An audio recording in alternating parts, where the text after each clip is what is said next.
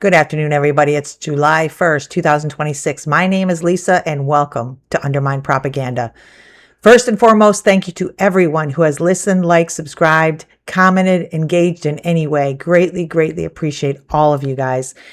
Bunch of new subscribers I don't have names to. Thank you to you guys. PT0311. David Cordero, Susan Chapman, Hank Roos, and Eileen Knifenet, I do have names for. Thank you guys. Cannot convey enough how much all the engagement is appreciated. All right, let's get into it. There has been a song lyric going through my head since last night called There's Something Happening Here. It is a song, I believe, from the late 60s. I can't remember the name of the song or the artist, so forgive me for that. But the first, lyrics to the song are There's Something Happening Here. And what I am referring to is the Democratic Socialists who keep getting elected. First in New York, 3 candidates last week, at least 3 prominent candidates. Brad Lander being one of them, Claire Valdez being another one, and then Daria Lisa Avila Chevalier. And please forgive me if I'm saying her name wrong. I apologize. I'm sure that I am. I'm horrible at pronunciation sometimes. But anyway, more importantly, they took out Democratic establishment candidates. They took out people that normally would have never lost their races. These Democratic Socialists running on platforms of ending genocide, having without equivocation universal health care, free college, abolish ICE, free universal health care, a living wage.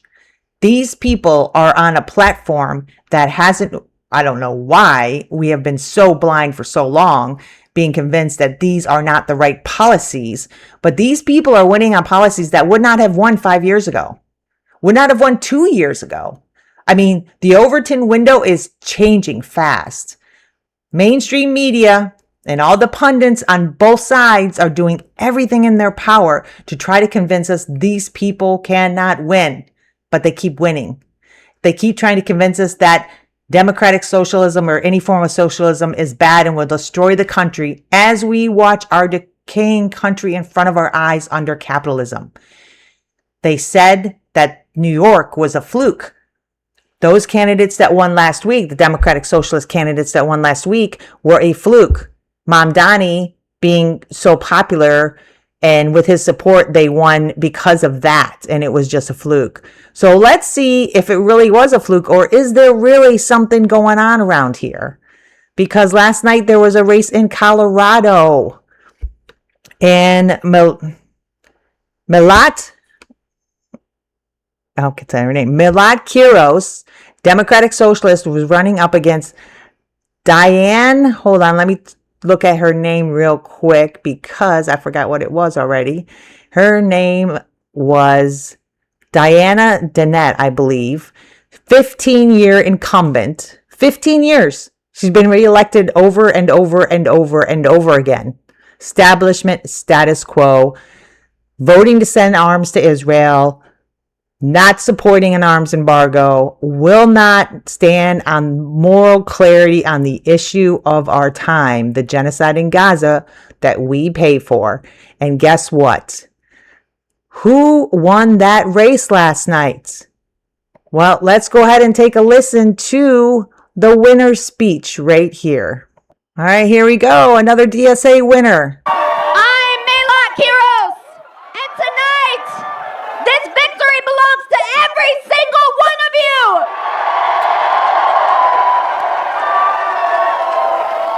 Denver voters of all ages, of all races, of all religions sent a clear message. We will not wait. We will not wait to take the fight to Donald Trump and the oligarchy. We will not wait. We will not wait to abolish ICE and pass Medicare for all. We will not wait to put an end to the politics of the past, to get big money out of our politics, and to reject corporate PACs at AIPAC. And no, we will not wait to end the genocide in Palestine. Right on.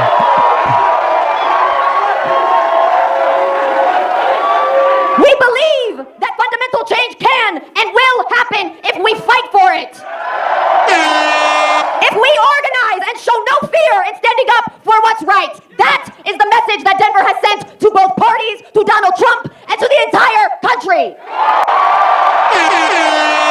And there it is. There it is. I believe, my friends, that we have a bona fide movement. I believe there is something going on around here. I believe the Democratic Socialists have a strong movement for the first time in my lifetime. And she is an excellent speaker, but far, far more important. I mean, Obama was a great speaker too. And he completely railroaded us, made us believe he was a progressive and he was for the working people. And he was literally the epitome of status quo. These new candidates stand on platforms that politicians weren't allowed to stand on for my entire life. Socialism has been a dirty word, any form of it. Pardon me. Democratic socialism is not complete socialism, but it's definitely a huge shift from the capitalist system that we currently and always have lived under. And we see where it has gotten us. And people are starting to wake up and think, well, this socialism thing, we've always been told it's so horrible, but under capitalism, we can't afford college.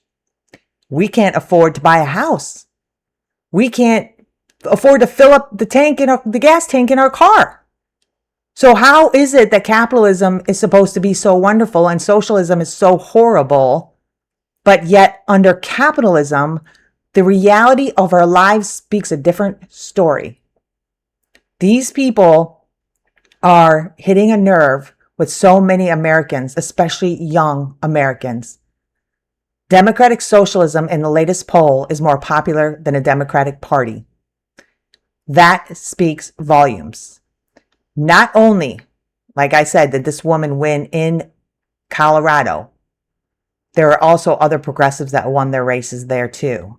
But in New York, the three that won the races, and very interesting to note that Melat Kiros, who just won in Colorado last night, was fired from her job. She's a PhD student, 29 years old, fired from her job. Why? Was she stealing? No. Was she doing something unethical? No. Was she doing something immoral? No. Quite the opposite. She was fired for speaking out for the rights of Palestinians, and they fired her, and she just got elected. A big fuck you to the establishment that wants to keep the status quo of crushing the poor, the working class, the middle class, and the people that speak up for the vulnerable here in America. A big fuck you. Every time we elect somebody like this, these people hold on to these policies when they get into office. It is going to be a tidal wave, but it's already a tidal wave just that they're getting elected and booting out these establishment Dems. And speaking of another interesting story, Claire Valdez and Daria Lisa Avila Chevrolet, and forgive me for the mispronunciation, but she, 2 years ago, she was a Columbia student protesting against the genocide in Gaza, and she was arrested. That sentence sounds insane, but it's true. She was arrested for protesting genocide, and guess what? She just got elected. She just booted out an establishment Democrat. So how about that?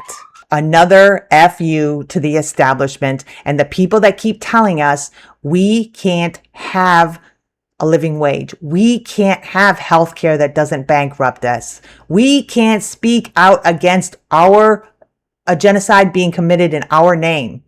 A big FU to those status quo politicians on the right and on the left. And you'll notice in Melat's speech there, she doesn't just call out Trump and the Republicans. She calls out the whole system, the whole apparatus, the Democrats and the Republicans, the establishment that keeps allowing our decaying society to continue to decay. She calls them all out. There isn't any holding back and just one side is bad, one side is good, which is what the Democratic establishment has done. Though when they get into office, they do nothing but either support aggressively John Fetterman, support tacitly pretty much the rest of the Democratic Party, or won't fight back against the Republican agenda that's gotten us even further into moral decay here in the United States. So exciting to see that. And besides the fact that the moral issue of our time, and these candidates are speaking out on this with moral clarity, without any reservation, is such a huge, huge factor. And why I believe these candidates are winning, and the polls are showing it as well. But the fact that we can't afford anything, we were sold a bill of goods that told us if we worked hard and did the right thing, you too could live a comfortable middle-class life. You too could afford a house. You too could afford college, bettering your education. That's what we were sold. The reality is, this is how you get rich in America. And you see headlines like this, and this is another reason why we are seeing these seismic shifts in the electorate, I believe. Hold on, wrong one. Give me 1 second, I'll pull up this. So I see headlines like this, and I don't ask myself why people are angry. I say, why not? Why aren't people angry? And I say, we are not angry enough.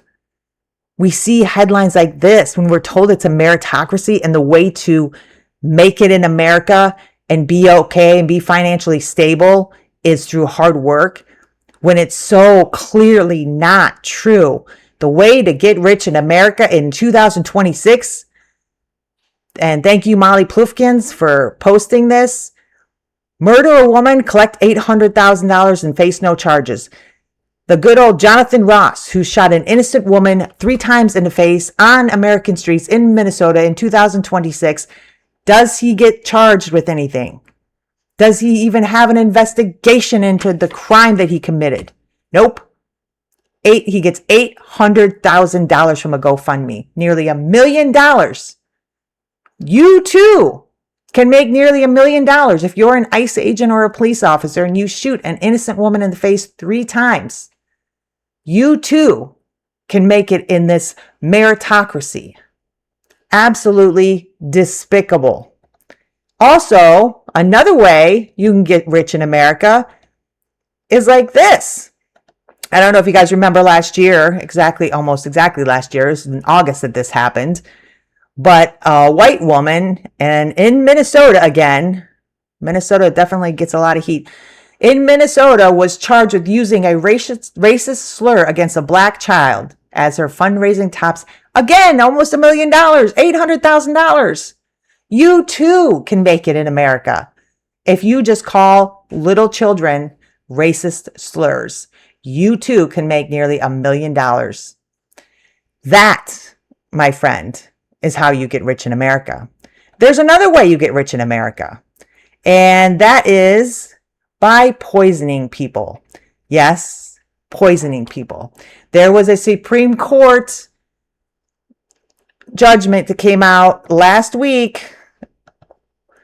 Bayer, who is now used to be Monsanto and the makers of Roundup, which all sources have shown causes cancer, was found by our Supreme Court not liable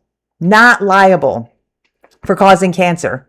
And they do not have to put any kind of warning on their product that says that their product may cause cancer. And guess what? After this decision that they were told they do not have to warn people of their highly likely cancer-causing product, their stocks surged 12%.